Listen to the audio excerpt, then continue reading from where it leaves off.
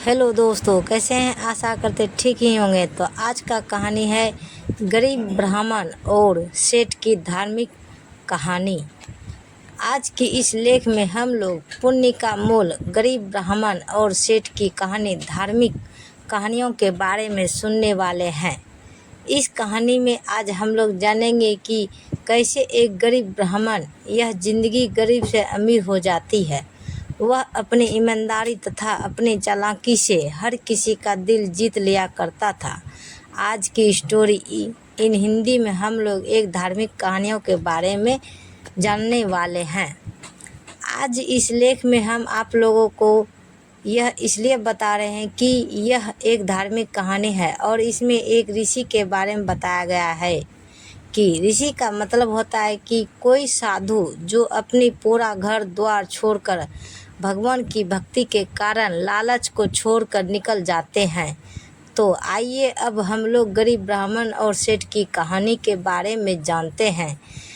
कहानी जानने से पहले हमारे कमेंट बॉक्स में लिखें जय श्री कृष्ण। किसी गांव में एक गरीब ब्राह्मण रहता था जिसका नाम सुमन था। सुमन शुरुआती दिनों में बहुत ज़्यादा अमीर था, बहुत ज़्यादा नेक दिल इंसान था। हालांकि वे अभी भी एक नेक दिल इंसान ही थे, लेकिन उन्होंने इतना दान किया कि वह खुद ही गरीब हो गया था। लेकिन फिर भी गरीब ब्राह्मण कभी अपने दानी होने पर घमंड नहीं किया था और वह हमेशा से ही दान करता रहा था। अब वह बहुत ज़्यादा गरीब हो गया था, लेकिन फिर भी वह अगर एक रोटी भी दान करने के लिए मिल जाता था तो वरदान करने से पीछे नहीं हटता था। ब्राह्मण एक ऐसा दानी था जो कि अपने दान करने के लिए खुद ही गरीब हो गया था। आपको बता देंगे कि सुमन ब्राह्मण सोचा था कि हम इतना ज़्यादा दान करूँगा तो भगवान मुझे ज़रूर मदद करेंगे। लेकिन फिर भी काफ़ी दिन बीत जाने के बाद उनका कोई पुत्र या पुत्री नहीं हुआ था। फिर भी वह हमेशा से भगवान के नाम पर दान करते आ रहे हैं। आपको बता दें कि सुमन ब्राह्मण की उम्र बहुत ज़्यादा हो गई थी और वह बहुत ज़्यादा बूढ़े हो चुके थे। उनके पास खाने पीने के पैसे नहीं बचे थे। आप उनसे किसी भी तरह का काम नहीं हो पाता था और किनवा तक भूख मारने की हो गई थी। तभी दूर गांव में ही किसी ने कहा कि एक सेठ है जो कि ईमानदारी खरीदता है, उसके बदले में वह सारा धन दौलत देता है। सुमन ब्राह्मण सोचा कि मेरे पास तो बहुत सारा धन क्या है, मतलब कि बहुत सारा ईमानदारी है जिसे बेचकर हम कुछ न कुछ खरीद लेंगे। वह ब्राह्मण उस सेठ के बारे में पता करता है और उसी सेठ के पास जाता है अपनी कुछ ईमानदारी बेचने के लिए। जैसे ही वह घर से निकलता है उसकी पत्नी 4 रोटियां बनाकर देती है कि रास्ते में अगर उन्हें भूख लगे तो उन्हें खा लेंगे, फिर आगे का रास्ता तय करें। जब वह ब्राह्मण कुछ दूर निकल जाता है तो पहाड़ी पर उन्हें एक तालाब मिलता है। वह तालाब पर बैठ जाता है और उसे तालाब पर आराम करने के बाद उसी तालाब में स्नान करता है। फिर वह ब्राह्मण अपनी वही 4 रोटी निकाल कर खाने लगता है।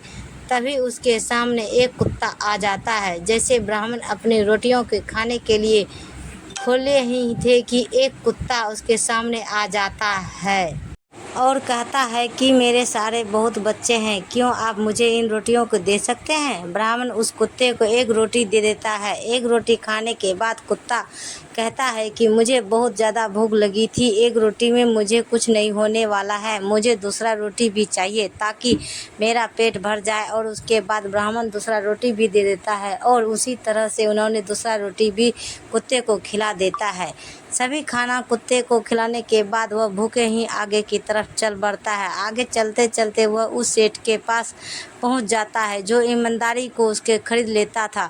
उसके बदले में उसे बहुत सारा धन दौलत दिया करता है। जब वह सेठ के पास पहुंचता है तो गरीब ब्राह्मण कहता है कि मेरे पास बहुत सारी ईमानदारी है, क्या तुम मेरे लिए ईमानदारी खरीद कर मुझे कुछ पैसे दोगे? उस सेठ की पत्नी बहुत ज़्यादा पढ़ी लिखी हुई चाहिए, इसी कारण से वह लोगों की ने किया कि खुद से ही देख लिया करते थे। जैसे ही बुढ़ा बर्मा उसके पास पहुंचता है तो वह अपनी पत्नी को कहती है कि ज़रा देख कर बताओ कि इनके पास कौन कौन से ईमानदारी है। तभी उसकी पत्नी इस बात का आकलन करने लगती है, इस ब्राह्मण इसके पास कौन सी ईमानदारी किया है जो आप इसे खरीद सकते हैं। तभी उसकी पत्नी ने कहा कि यह जो आज एक कुत्ते को 4 रोटियां खिलाई है, यह ईमानदारी इनकी सभी ईमानदारी से बड़ी है। अगर आप खरीदना चाहते तो इनकी यही निकला, इनसे खरीद लीजिए। तो भी सेठ ब्राह्मण को कहता है कि आप आज 4 रोटी कुत्ते को खिलाई थी, वही ने हम खरीदना चाहते हैं। वह बूढ़ा व्यक्ति कहता है कि ठीक है, हम ही ने किया, खरीद लीजिए और उसके बदले में आप मुझे जो चाहिए उसे दे सकते हैं। फिर सेठ ने उसकी ईमानदारी के बदले बहुत सारी धन दौलत, हीरे मोती निकाल रहे थे।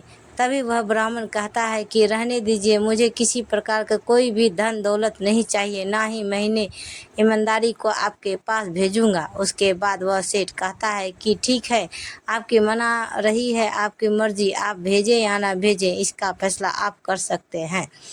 फिर वह जिस रास्ते से गया था उस रास्ते से वापस आने लगता है। रास्ते में वही तालाब दिखता है जहाँ पर उन्होंने रोटियां खाने के लिए रोटियां निकाला क्या कर था। ब्राह्मण जब उस तालाब पर पहुँचता है, उन्होंने वहाँ से पत्थर के टुकड़े तथा बहुत सारे लकड़ियाँ योगदान आपके किनारे पड़ा हुआ था, उसे अपने रुमाल में बांध लेता है और घर ले कर चला जाता है। घर देते हैं उन्होंने अपनी पत्नी से कहता है कि यह लो हीरे मोती को, इसको सही से रखो। लेकिन उनकी पत्नी को हीरा मोती देखना बहुत ज़रूरी हो गया था, क्योंकि उन्हें यकीन नहीं हो रहा था।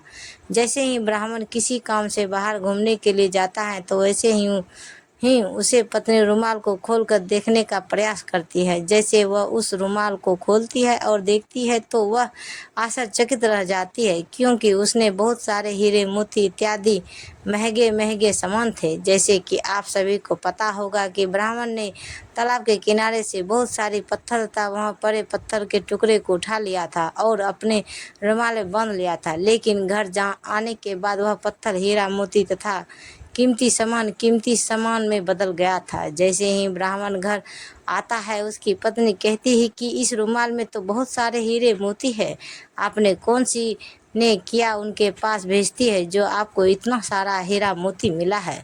यह बात सुनकर ब्राह्मण को अपने बीवी की बात पर यकीन नहीं होता है और वह कहता है कि जाओ रुमाल लेकर आओ, हमें देखेंगे इसमें क्या है।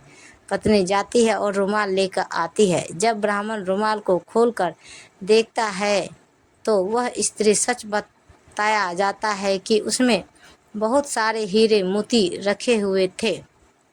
अब होगा वही हीरे मोती का इस्तेमाल करके बहुत ज़्यादा अमीर हो जाता है और अपने अपने घर आता था, परिवार का पालन पोषण कर देता है। इसी प्रकार से उसे ईमानदारी का पुण्य मिल गया। तो गाइज, कमेंट में हम बताएं ये कहानी आपको कैसा लगा, और ऐसे ही वीडियो देखने के लिए हमारे चैनल को सब्सक्राइब करें और वीडियो को लाइक ज़रूर करें। धन्यवाद। तो गाइज, मिलते हैं अगले वीडियो के साथ, तब तक बाय बाय गाइज।